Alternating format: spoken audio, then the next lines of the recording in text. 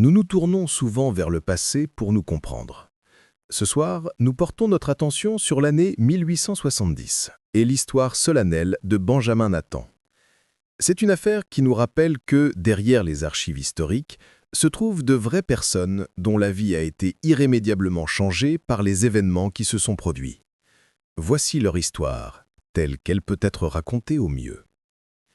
Au cœur du New York du Gilded Age, peu de noms avaient autant de poids que Benjamin Nathan.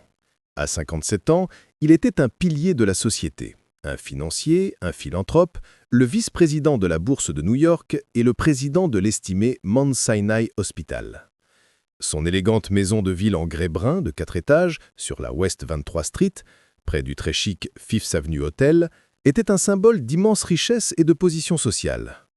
Nathan était un homme qui incarnait la promesse de prospérité et d'influence de cette époque. Pourtant, à l'intérieur des murs opulents de sa maison familiale, existait un monde privé de tensions domestiques, qui était sur le point d'être violemment exposé, laissant une tache sur l'histoire de la ville qui perdure encore aujourd'hui. Dans la nuit du jeudi 28 juillet 1870, la demeure Nathan a retrouvé son rythme calme habituel. Benjamin Nathan, un homme pieux, avait passé la soirée à la maison à observer un jeune religieux. Étaient également présents dans la grande résidence son épouse Emily et 2 de leurs fils adultes, Frédéric et Washington. Alors que Frédéric était considéré comme le fils stable et fiable, Washington, surnommé Wash, avait une réputation bien plus troublée. Il était connu dans toute la ville pour son mode de vie dissolu, un homme assailli par les dettes de jeu et un penchant pour les affaires scandaleuses. Ce contraste marqué entre les fils était un point de discorde connu au sein de la famille. Alors que la maisonnée se retirait pour la nuit, avec plusieurs domestiques dormant dans leur quartier, rien n'indiquait que le matin n'apporterait rien d'autre que l'aube d'une journée ordinaire pour l'une des familles les plus en vue de New York. La tranquillité du matin a été brisée vers 6 heures du matin le vendredi 29 juillet. Selon leur propre récit, Frédéric et Washington Nathan se sont levés tôt et, après avoir trouvé le vestibule d'entrée légèrement en désordre, sont montés à l'étage. Ils se sont rendus dans la chambre de leur père au 2e étage pour le réveiller pour leur promenade quotidienne. Là, ils ont été confrontés à une scène d'horreur inimaginable. Benjamin Nathan gisait sur le sol à côté de son lit dans une mare de sang. Il avait été brutalement matraqué à mort, sa tête portant les marques d'au moins une douzaine de coups sauvages. La pièce était dans un état de chaos, des papiers éparpillés et un petit coffre-fort ouvert. Une barre de fer tachée de sang, un outil lourd, identifié plus tard comme une ship's dog, un tire-fond ou chevillage de marine, gisait près des corps. Les cris d'alarme des fils ont résonné dans le manoir et en un instant, le monde soigneusement ordonné de la famille Nathan s'est effondré dans un cauchemar réveillé. Dans les heures cruciales qui ont suivi la découverte, l'enquête sur le meurtre de Benjamin Nathan a commencé non pas par une procédure méthodique, mais par le chaos total.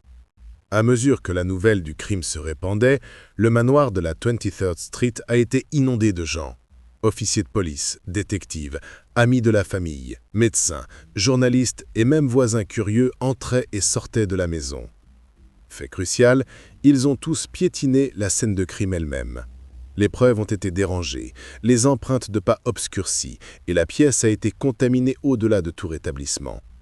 À une époque où la science médico-légale était peu comprise, le concept de préservation d'une scène de crime est des rudimentaires au mieux.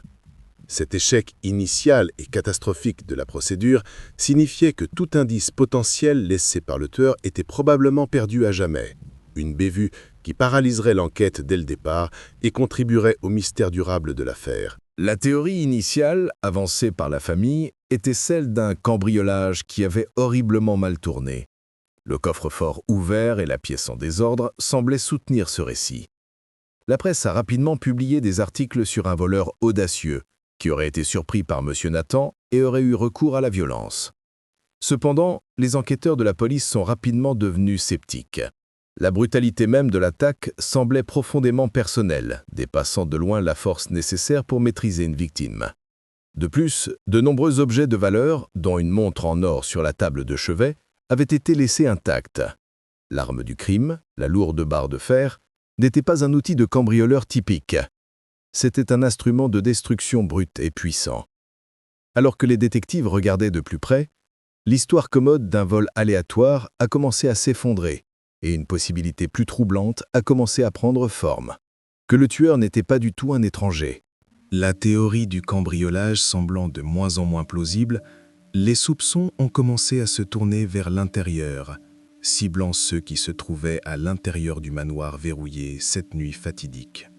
La police a conclu qu'il n'y avait aucune signe d'entrée forcée, suggérant que le tueur avait soit une clé, soit avait été laissé entrer par quelqu'un. Cette logique glaçante a placé toute la maisonnée sous un nuage de suspicion, des domestiques aux membres de la famille eux-mêmes.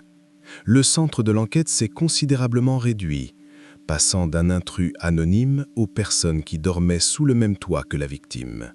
La question centrale est passée de « Comment un tueur est-il entré ?» à « Qui parmi eux avait le mobile et l'opportunité de commettre un acte aussi odieux contre leur propre patriarche ?» Dans la recherche d'un mobile, personne n'a attiré plus d'attention que le propre fils de Benjamin Nathan, Washington. Sa réputation de brebis galeuse de la famille était bien connue. C'était un homme qui fréquentait des cercles très éloignés du monde respectable de son père, fréquentant des antres de jeu et accumulant des dettes massives. Il avait une liaison secrète et scandaleuse et était connu pour être constamment et désespérément à court d'argent. Sa relation avec son père sévère et pieux était notoirement tendue, et il était sur le point d'hériter d'une partie importante de la fortune Nathan. Pour la police et le public, Washington Nathan incarnait le suspect idéal, un fils prodigue au caractère faible, une relation difficile avec la victime et un puissant mobile financier. Il avait l'opportunité et, aux yeux de beaucoup, toutes les raisons de vouloir la disparition de son père.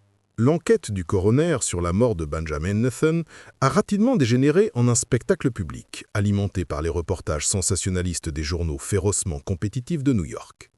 Tenus dans la salle à manger des Nathan, les procédunes ont mis toute la famille en procès devant le tribunal de l'opinion publique. Washington Nathan était le témoin vedette et il s'est effondré sous l'intense surveillance. Son témoignage était évasif et contradictoire.